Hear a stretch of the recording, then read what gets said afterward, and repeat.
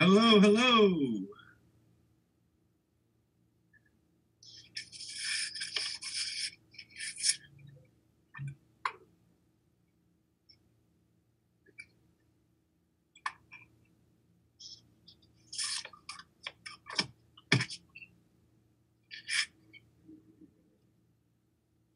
Hello.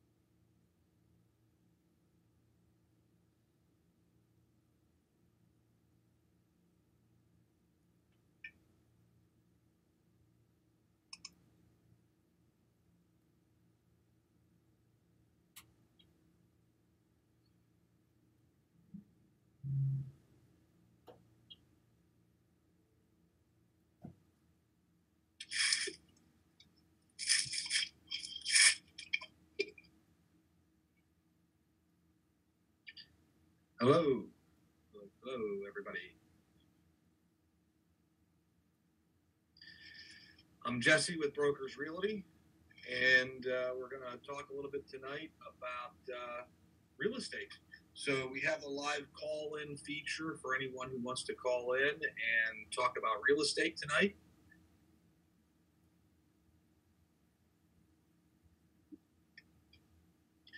So we're broadcasting from the world headquarters tonight, and we're going to be open for any topics or any help that anyone needs. So feel free to ask any questions.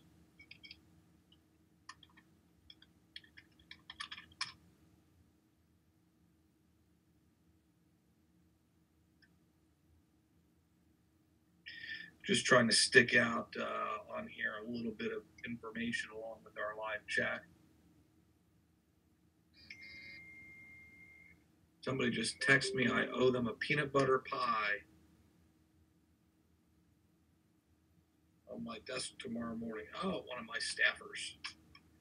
Well, hello, Irene. We're going to paste into Facebook here the login credentials for your live chat feed. And we're going to share this out.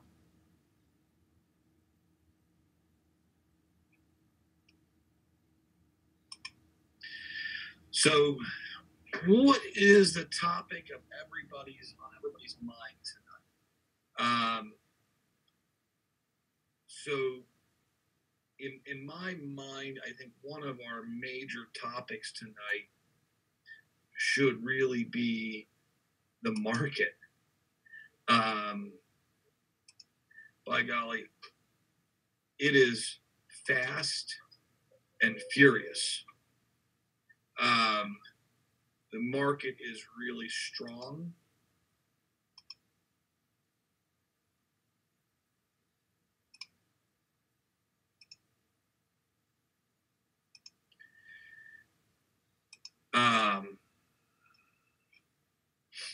Really, guys, I mean, the market couldn't be any stronger right now. My calendar is just booked nonstop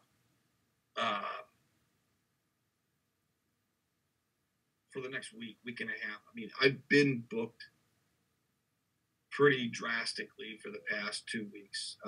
That could be that my staff's doing an excellent job. Kudos to them. You know, I'm really happy when we're overbooked. Who's texting me? There we go. You know, so ultimately, I'm always ecstatic when we're booked heavy.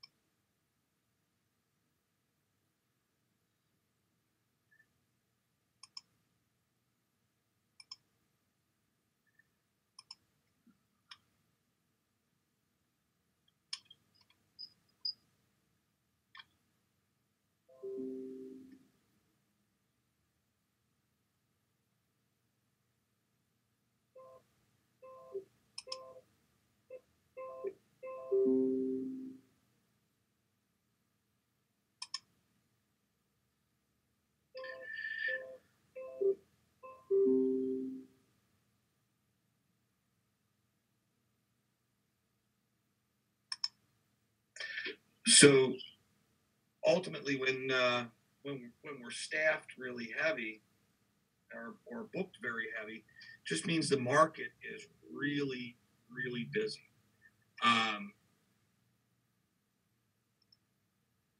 That's a good thing, and that can be a bad thing. Good thing is that's telling me that there's a ton of buyers out on the market looking to buy real estate. And with a ton of people on the market looking to buy real estate, it means that we're going to sell a lot of houses and we're going to get good deals. Now, with that being said, there are some things that you want to consider.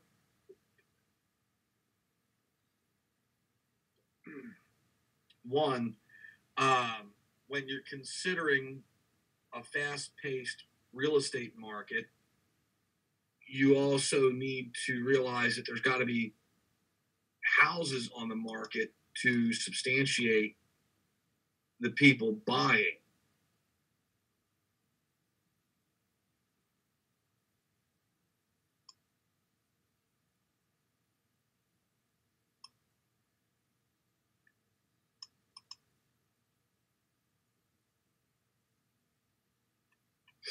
If there's not enough houses on the market for the people that are buying,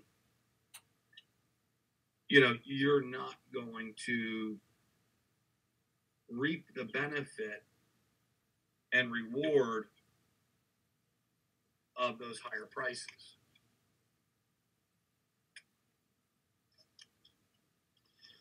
So with that said, you kind of got to understand that the market is going to set itself.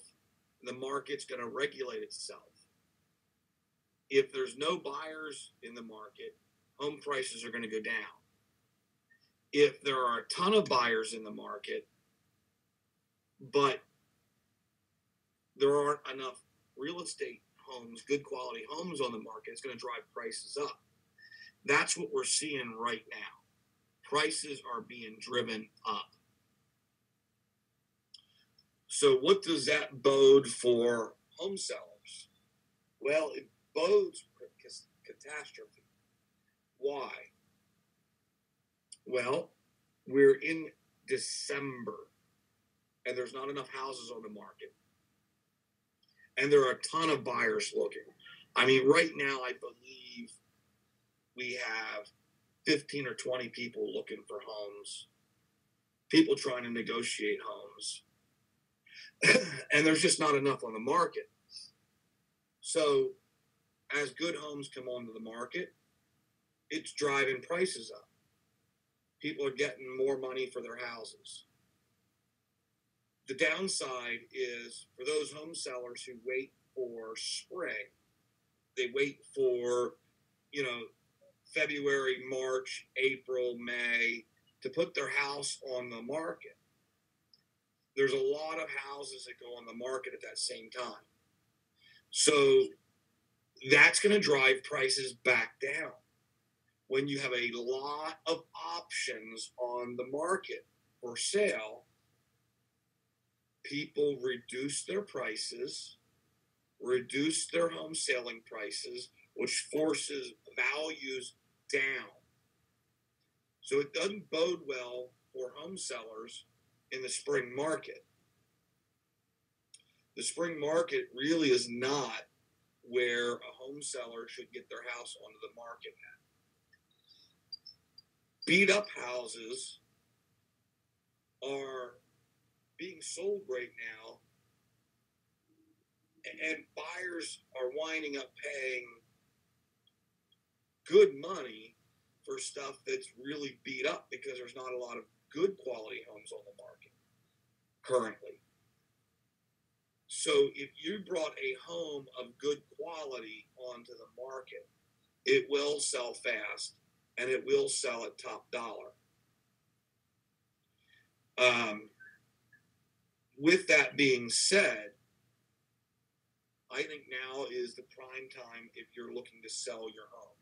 We can put in there contingencies to eliminate risk of moving early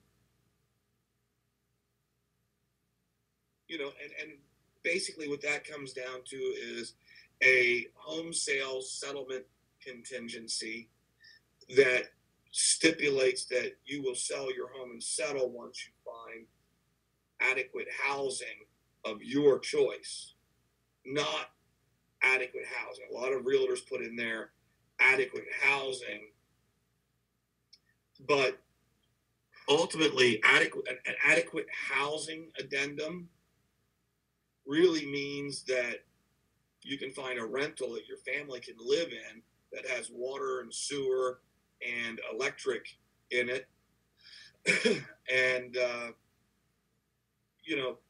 has the ability to function as adequate housing. Doesn't mean that if you're moving out of a 2,800 square foot home that you have to be able to find a 2,800 square foot home. That's where, putting in there of seller's choice protects you. With that being said, there are a lot of different options when it comes to what you should be looking for and looking at when buying real estate. A lot of times home sellers wait to the spring market so they see other good quality homes on the market. Well, the sellers are really driving the market and they're really driving their prices down right now. I'll give you a prime example. I've got a family who has found a home that they like. They don't love. It works. It works for them. It works for their scenario. It needs to be totally remodeled. And the seller has it way overpriced. The seller has received multiple offers all around the same price, but all at a $40,000 to $50,000 reduction from where he has it listed at. These are home buyers that have been properly educated by their realtor that says, hey, look, you may not find the perfect home on the market, but if we find a home that will work and you can save money on buying it, can we remodel it to make it the perfect home or make it the home that you want it to be? Yes. So these are home buyers that have been properly educated, which is great because now they're looking at homes that aren't necessarily in the quality standard that they would want, but that have the ability to be at that quality standard with an investment of money. The problem with that is, like this particular home that we're talking about, because it's $50,000 overpriced, the person putting $80,000 into remodeling that home to make it what they would want would be about $40,000 over market value once it was done. And that's really not where a home buyer can be. I mean, they can't be. I mean, if you're within a 5 or 10% window, that's acceptable. But like I've told my clients, there's no way that you can even get within $20,000 of the list price in its current condition, because if you decide to sell it in 5 years, you're still going to be $20,000 or $30,000 upside down in it. So, moral of the story is there are a lot of educated buyers out here where their agents have educated them to look at these other homes that are on the market, but to proceed with caution, make a fair price, and if the seller isn't willing to sell at that number, then you need to look on at other homes. See what else is out there and find something better that will work for you. So that's really the quandary where a lot of folks are right now, is looking at homes that really don't foot the bill, but they can make it work with some remodeling, some rehab, and some work. The drawback is if a seller's not going to sell it at a fair market price, then really there's no option for the buyer at that point. They just can't do it.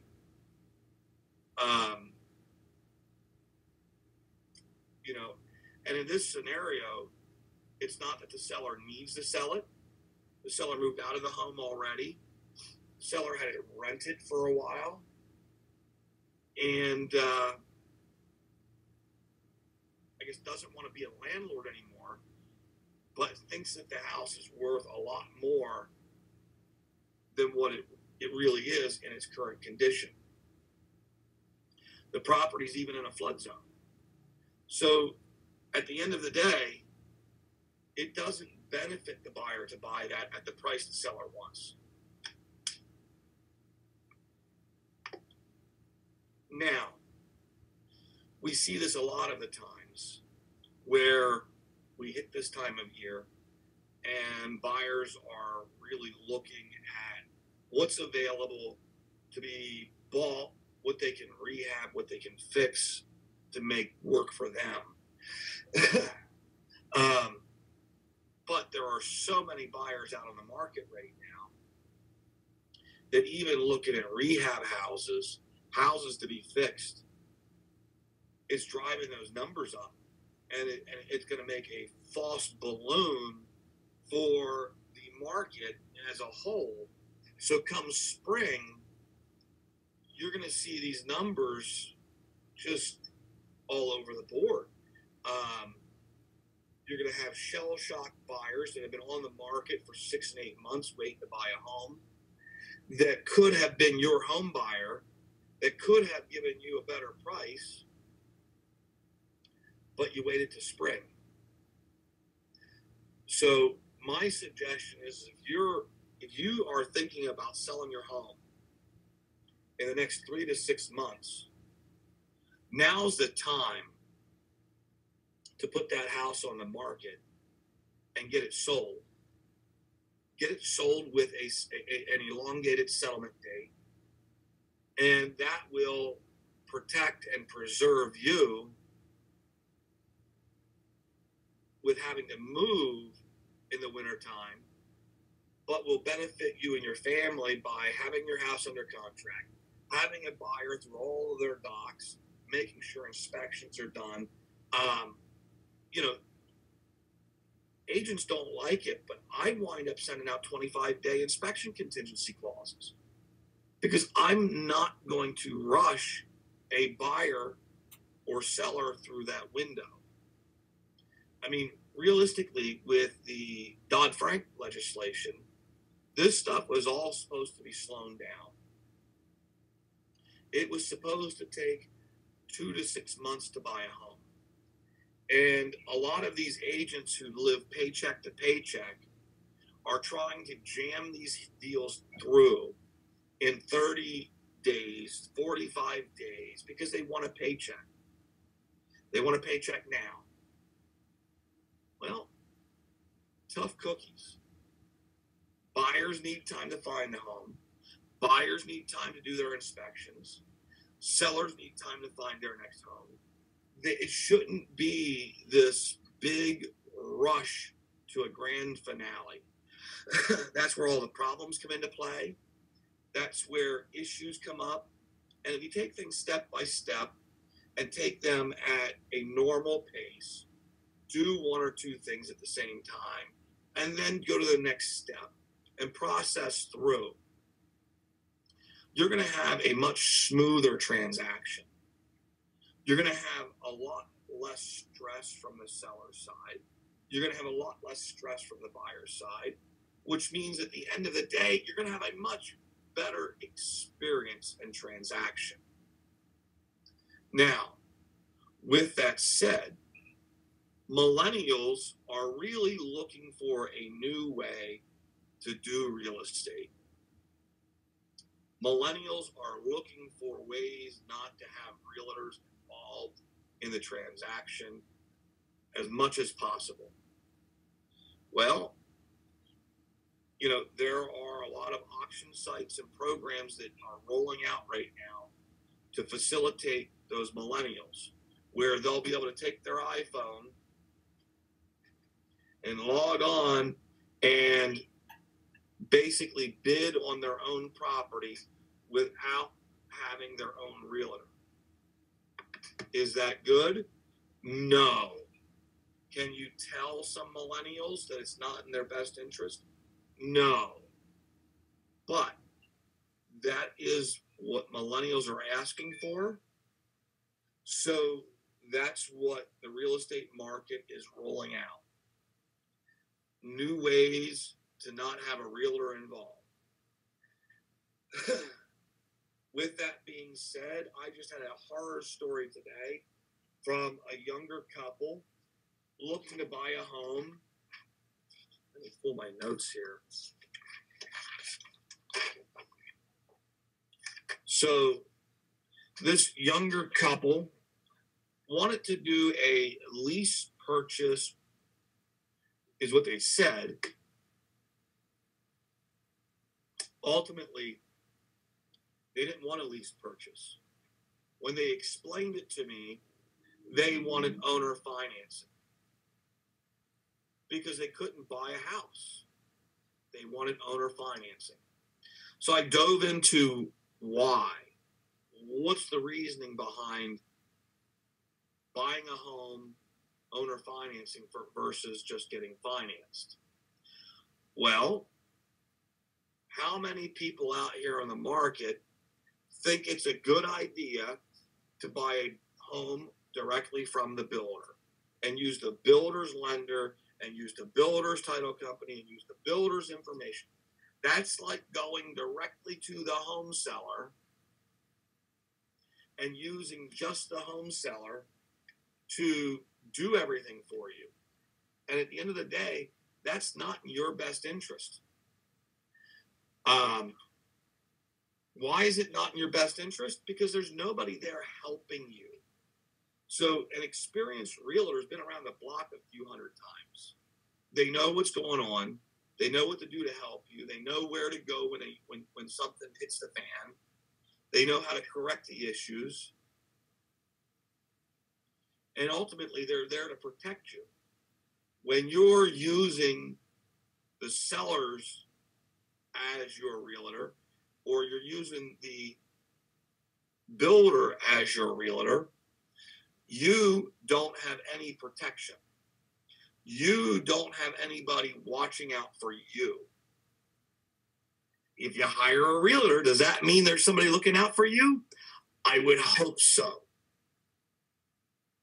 But not every licensed real estate agent is out there to help you. A lot of licensed real estate agents are out there for a paycheck. They want the money. And the quicker they can get it, the happier they are. And that's really not protection for you. So back to this story about these folks. They called in looking to potentially do a owner finance deal. And when we were diving into it, they're in the process of filing bankruptcy. Well, that's a little strange. Why are you filing bankruptcy? Well, they went to Keystone Custom Homes to buy a home, and they used Keystone's lender, and they were using Keystone's title company, and it didn't work out so hot for them. I was told they put $13,000 down as a down payment on the home. And when they got days away from settling, they were told that they couldn't get their financing.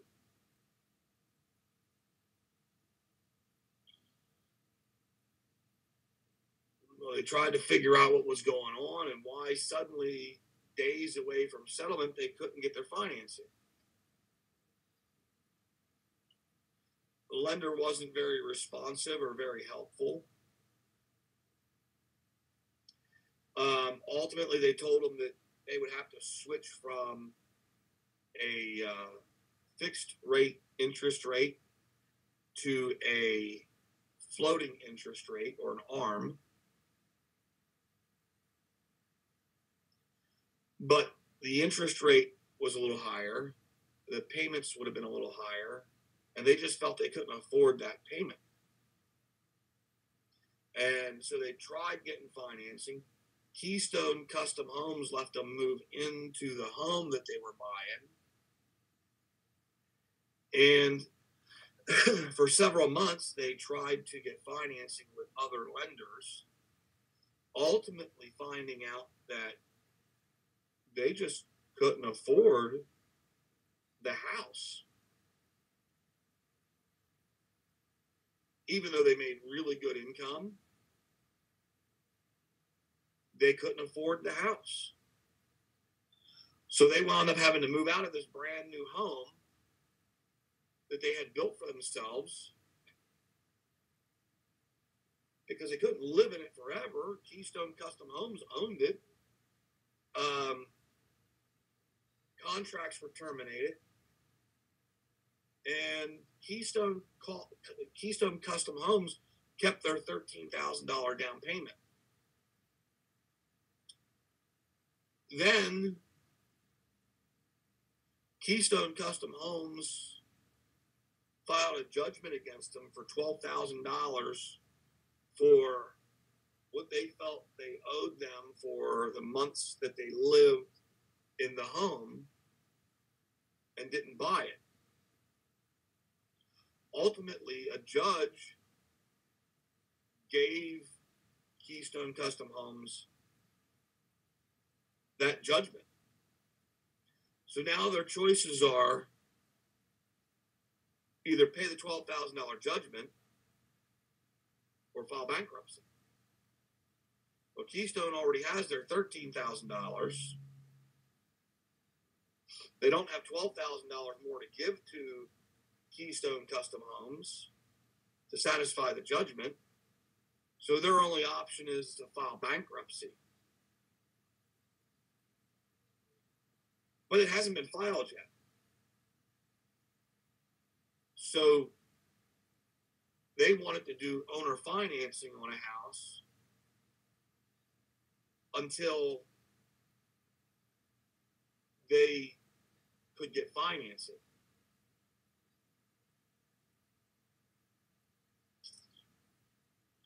Great. So the house that they were looking at buying, they called about, was a $240,000, $250,000 home. That would be great. I, as an agent, I'm going to get a half of 1 month's rent, maybe, if I'm lucky. If that owner is willing to move out of their home, buy their new home or rent a new home, so these folks could move in and owner finance their home. But first, less than 10% of the population of Pennsylvania has the ability to carry two homes at the same time. So there's very slim pickings there. Most people need to sell their home to buy their new home. So that doesn't bode well for someone looking for owner financing. With the market being as hot as it is, there's no reason for an owner to do owner financing on a house, especially in the $200,000 market. Anything over $100,000, realistically, it's not there anymore. You're not seeing a lot of it. Now, where are you seeing owner finance deals? Sub $50,000 numbers. Why? Well, most lenders don't like lending on that low of a number. They don't like lending on $40,000 or $50,000 or below. There are some out there that will, but most of your mortgage lenders have zero tolerance for that low number. Why? They put just as much work into that loan. They put just as much work into that contract. They put just as much work into the back end research and checking on a $40,000 or $50,000 loan as what they do on every other loan. So to tie up their pipeline to make or lose money isn't what most banks are looking for. So that's why a lot of lenders have a minimum threshold for their loans, meaning they won't loan below X amount of money. And that normally follows suit in around that sub $50,000 realm. With that being said, that's where you see lines of credit, equity lines of credit, personal loans, owner financing, and lease purchasing. Above that number, the market is so hot that a seller, let me rephrase that. The market is so hot for homes priced properly. If you're way overpriced, you may not sell. If there's problems with your home, you may not sell. And those might be situations where an owner might consider to do owner financing. But for the most part, you're seeing that in the sub $50,000 market.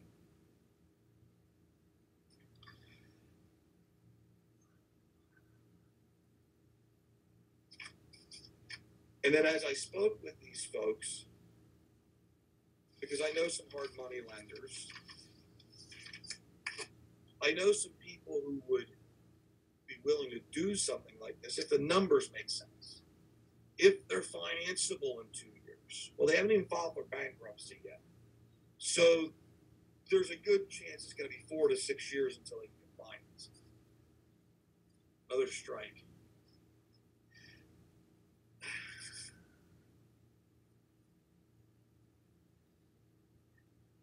And then the price that they're looking at is an FHA type of loan structure where they go 58, 59, 60% back-end debt-to-income ratio. I don't like it when my clients do that and get regular financing.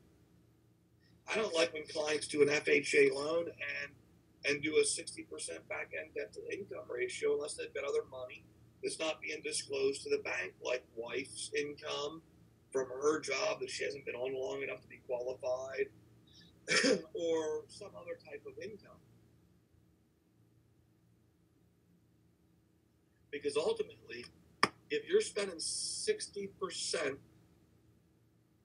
of your back end of your monthly income on stuff that's just on your credit report, that doesn't let you money for vacations, food, insurance, car insurance, telephone, internet, cable, electric, water, sewer, trash, you're house poor. You might scrape by. What happens if you get laid off?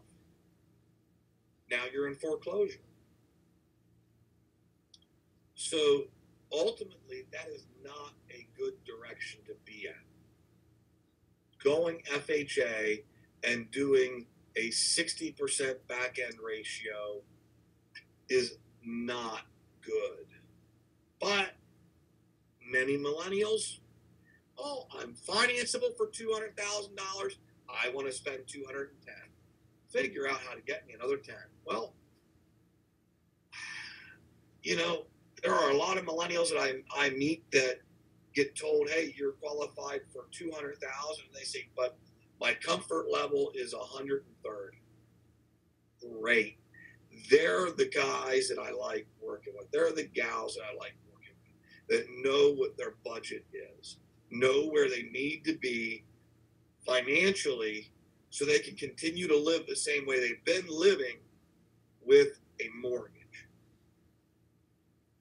That is the best route to be in, the best place to be at, is with a lower income threshold or a lower payment threshold. So my suggestion is to always calculate based on a conventional mortgage.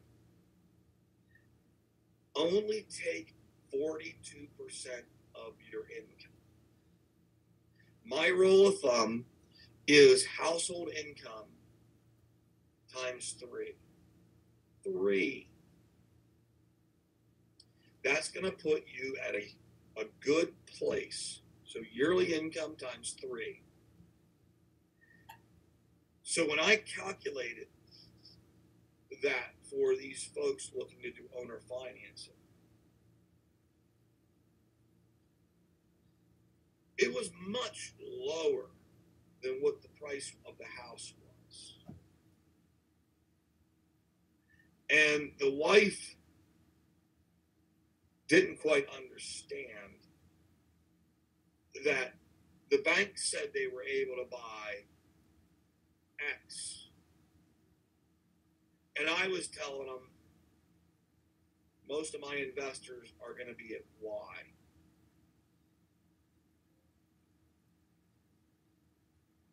You know, at the end of the day, the investor wants to know that they've got a good deal to do hard money loans with.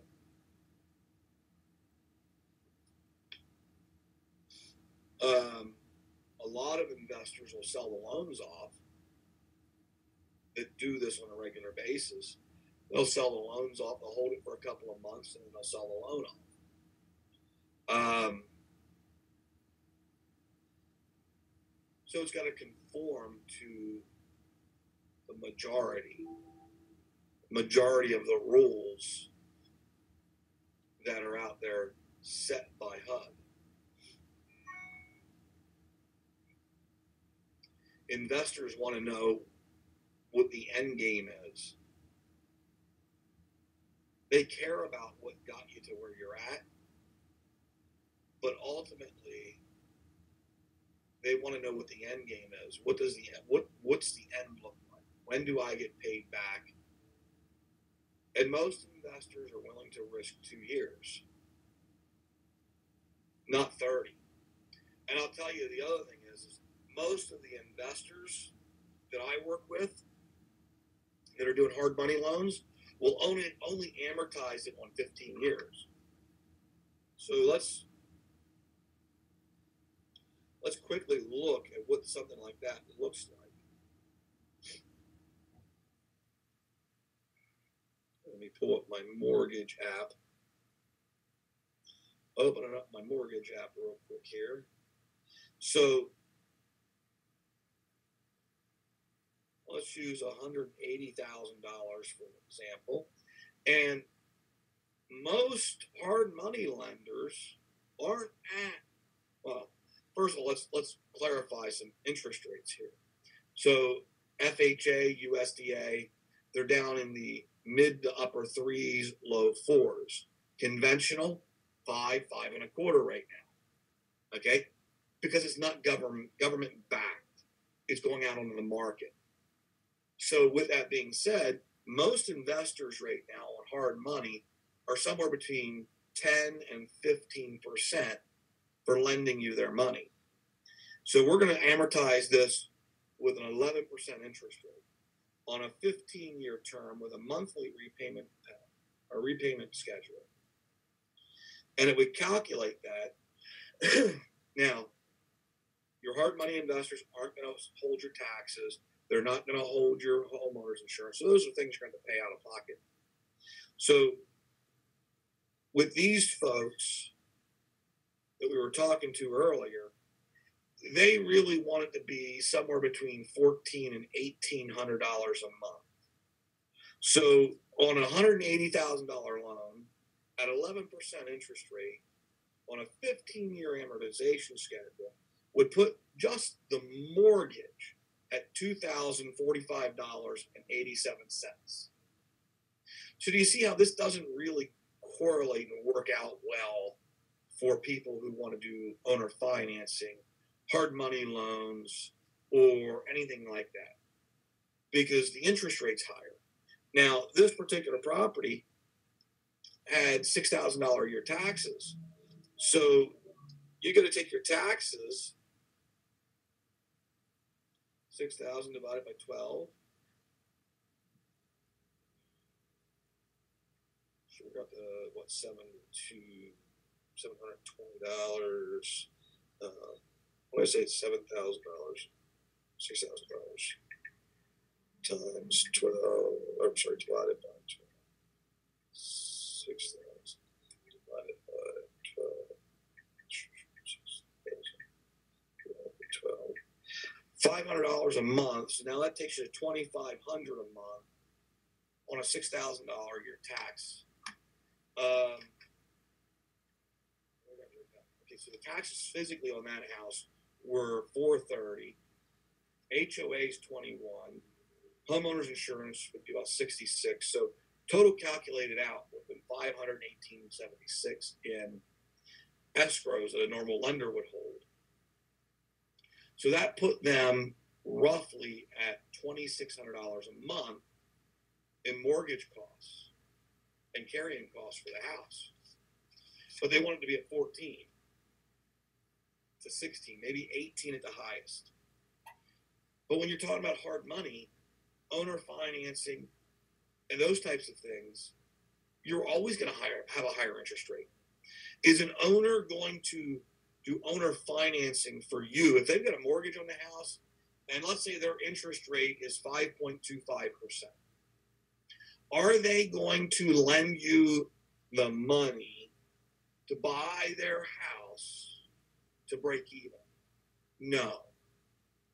They're going to want some interest dividends on that. So those interest dividends are in the form of a higher interest rate. So if they're paying 5.25%, they're writing a check out every month to pay the mortgage. They're ultimately legally responsible if you don't pay. Taxes and everything else that goes into it. So 11% really isn't a bad number. It's going to give them a little extra cash on that deal. So people think that it's just super easy and people should just give away their house. No, it's not the way it works. It's not the way it works at all. Now, are there situations? Yes. So somebody who can afford $600 to $700 a month and they're buying a house for $75,000, you know, that's a good scenario. That's something that could work for it. But you can't expect people to give away their home for nothing. They're moving out of their house. They're letting you move into it at risk. They're the ones bearing the risk. I mean, especially with somebody who doesn't have a lot of money to put down. You know, I mean, it's different if somebody comes in and puts 20% down. That's usually where you've seen a lot of lease purchases and different types of things like that, because it was generally business owners who were writing themselves off on the books, had cash, but couldn't show it to the bank. And then they put money down. They're cash rich, credit poor. Those are scenarios that are generally in the favor of people who are looking to do owner financing, not the average Joe. And with the Dodd-Frank laws and legislation out right now, it's really tough to do that stuff. Thank Obama. Obama's the one that helped push through the Dodd-Frank legislation, ultimately signing it into law, and has made it very difficult for investors, homeowners, and as such to help people out.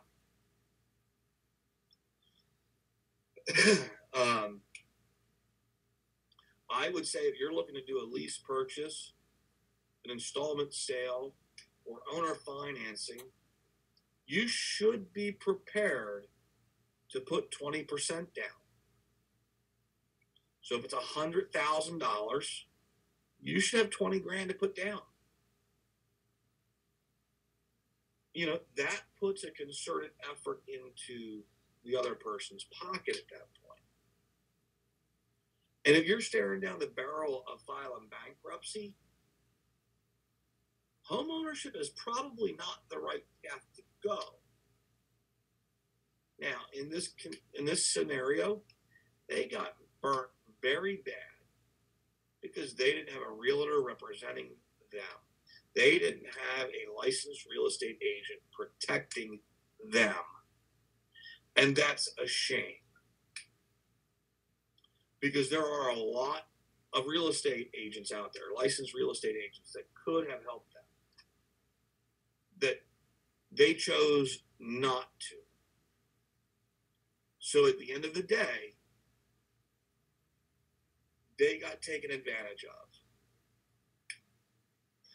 But with that same token, we're seeing a lot of people who want to go online and use pre-approvals from online. They want to tell a lender, no, I don't want my credit run. I don't want that ding on my credit because I was on Credit Karma, and Credit Karma says I have a 700 credit score. FUBAR. Credit Karma does not calculate your credit score the way a bank does. So the next time you think about saying something like that to a lender, you should just not even think about buying a house. If you want to buy a house, step one, interview and hire an educated realtor who's going to represent you and your family and your best interest and negotiate for you, who walks through the house with you, who points out issues to the house so you know what's going on, who is dedicated to you and your family to make sure that you get a good quality home, or understand, like in today's market right now, that you're not getting that good quality home, but you need to do X, Y, and Z to fix it to make it what you want. Know what those numbers are, and who's going to fight with you to stay within your parameters of budget. Because ultimately, overpaying for a house, over-investing in a house, you can't fix.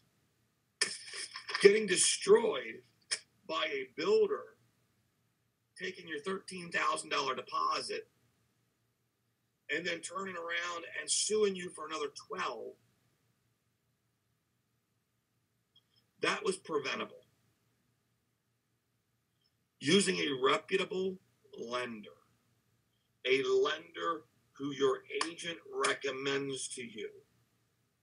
If you're on Zillow and you're on Realtor.com and you're on Trulia shopping for your next home, you shouldn't be buying a home. Why? Zillow themselves tell everyone that 40% of what's on their website is accurate. Do you think that does not follow suit with every other online advertising website that is real estate related? Zillow, Trulia, Realtor.com, Homes.com, Homes and Land, Farms and Horses, all of these different websites, they are not real estate websites. They are advertising websites. Well, it doesn't cost you any money to look. Correct. That realtor that you're hiring from Zillow, Realtor.com, Trulia, they're paying thousands of dollars to get your information. You're not getting the listing agent. You're not getting a reputable realtor. You're getting whoever has money to pay them. So Zillow, Realtor.com, Trulia, they all make money by the little banner ads that are on their websites. But then those realtors that are all over there on the website, they're paying to be there. They're paying Zillow, Trulia, Realtor.com to be on their website to advertise and to get those real estate leads, which are you, the buyers and the sellers looking to buy and sell real estate.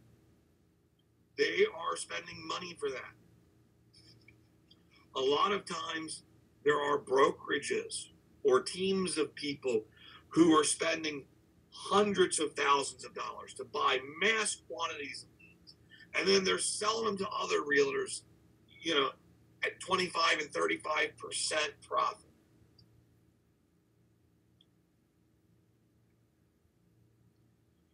If that's the way you interview your realtor, you're going to have issues like this too. You need a realtor who isn't always on the phone with you. Your realtor should not be your best friend. Your realtor should be a company that you're hiring to represent you and your family. You don't want your attorney to be your best friend. You don't want your doctor to be your best friend. You don't want your OBGYN to be your best friend. You're hiring them for a specific set of skills to perform a duty for you, to keep your best interest in line, protect you, protect your family, and not have a risk of loss or catastrophe. These are the same things you should be applying to hiring your realtor.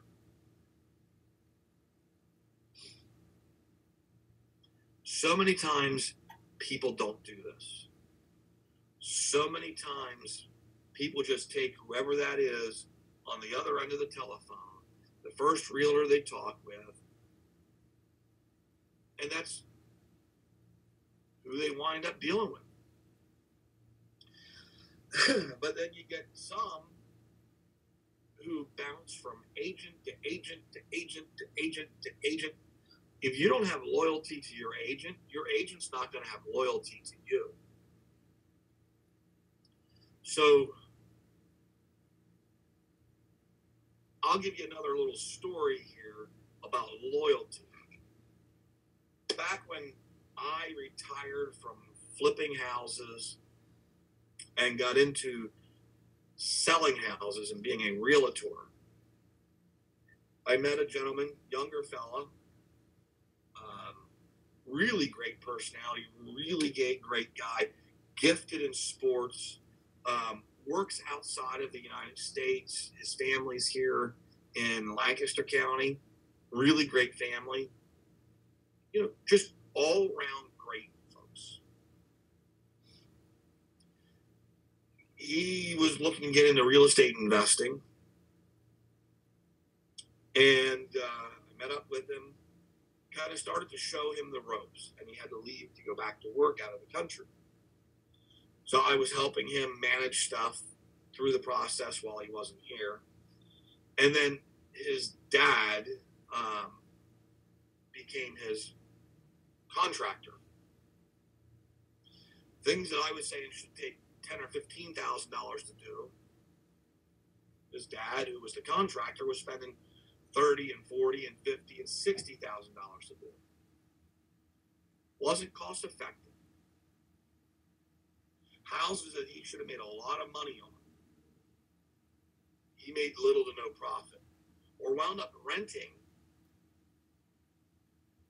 because he ultimately then fired me because his dad got his real estate license.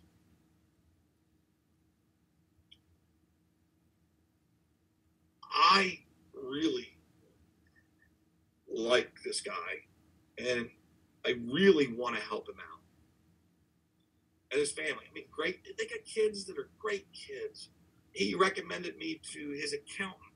We were kind of that close at one point. And I actually still use his accountant to this day. I think he's left her and went on to a different accountant. But I find that she works really well and really hard for me, and I don't have a reason to leave her.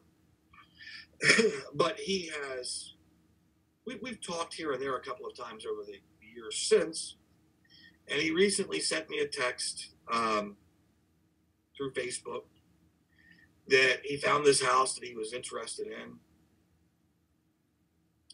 and he wanted to know if I had some time to take his wife out to see the property. For good friends, I will always figure out a way to make time. I find this fella and his family to be good friends, in my opinion. Because I don't take anything harsh for the way things ended.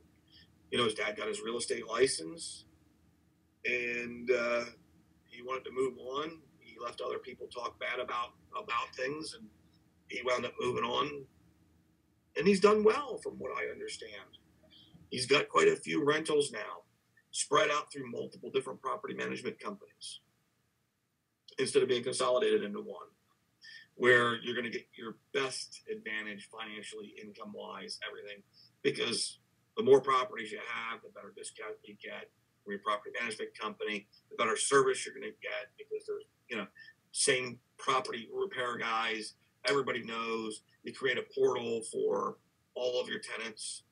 But so he has them spread out. So there's things about what he's doing that I personally would suggest to be done differently. But, that's his game. But when I got the message from him, I asked a couple of questions, because if it was for him and his wife to live in, I would have moved my schedule around to make it happen for him. I would have figured out a way to make it happen.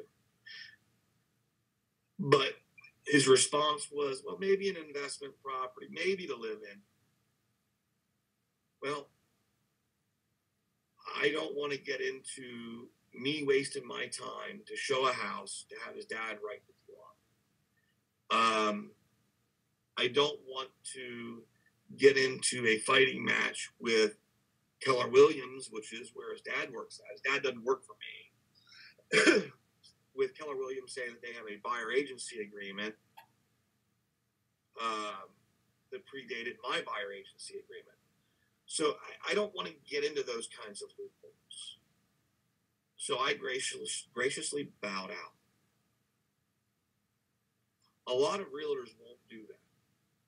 And I don't know if he took that as offensive. or what. But ultimately, I think that was in the best interest for him and me both. If he's working with his father at his father's company that he works for, which is Keller Williams, he should either work with his father or somebody else within the Keller Williams franchise, or totally cut ties. I mean, if he's not going to work with his father anymore, that's one thing. Because my next question would have been, if he would have said that he's no longer working with his father at all, well, I want to see your last buyer agency agreement. What's the last set of paperwork that you signed with Keller Williams? Are you still under contract with Keller Williams? Because I don't like to deal with things that could have been prevented from the beginning.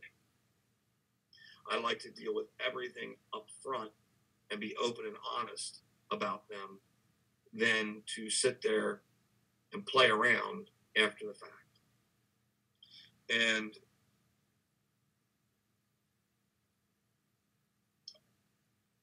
potentially that's what could happen. So, moral of the story is if you're in the market to buy houses, you shouldn't hop from realtors because you're not going to get good quality service. I know that I have good, reliable clientele base who are investors. Those investors find stuff and call me and say, Jesse, let's go take a look at it. I want your opinion on the property and your opinion on price, and I want you to negotiate this deal for you. Understand that a lot of investment properties are lower in the price range.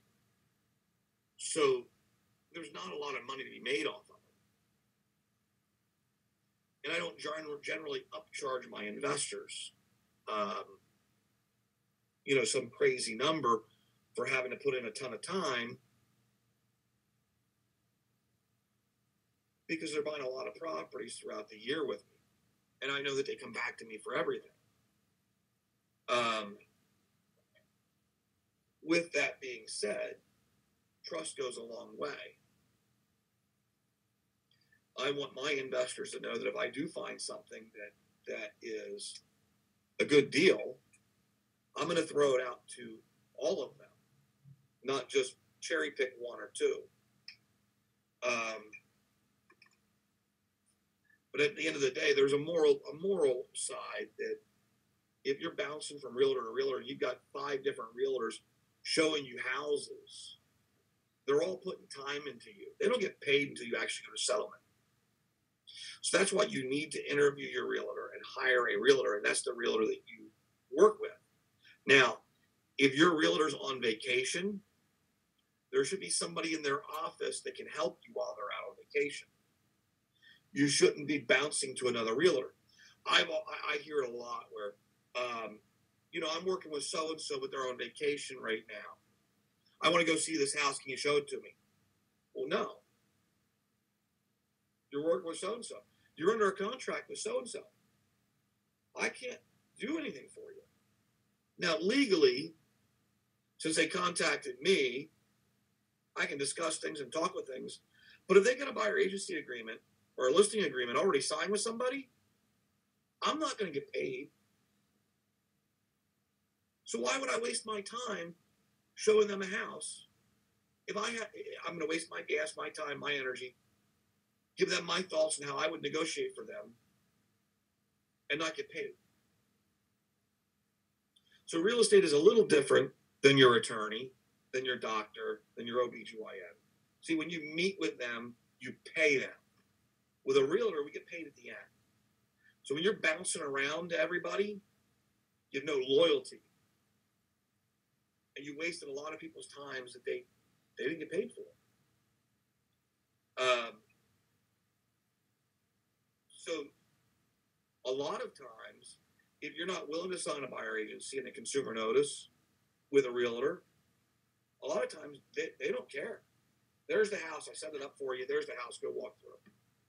If you're not showing that you have any initiative to work with them, they're not going to show you any initiative to work back.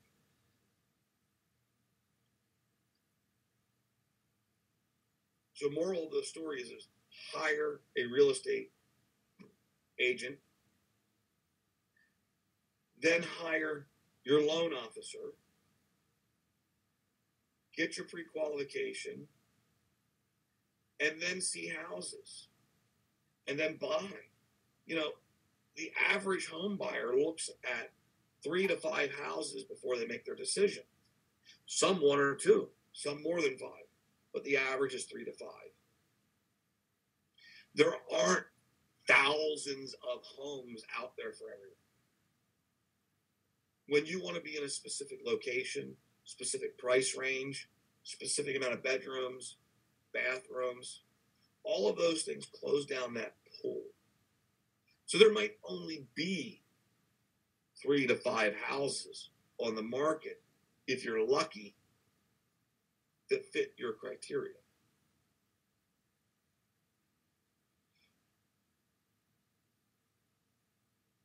Look and see if we got any questions.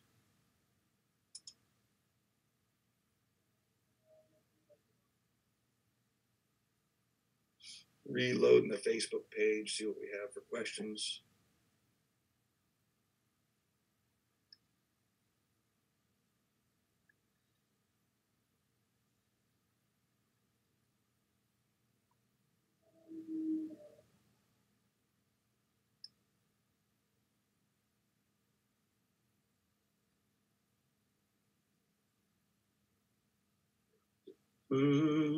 Okay. Okay, so finding your lender, you should be having a conversation with your realtor that you've already hired, that you've already signed a consumer notice with, that you've already signed a buyer agency agreement with, or a listing contract with. You've already, kind of locked that whole thing in.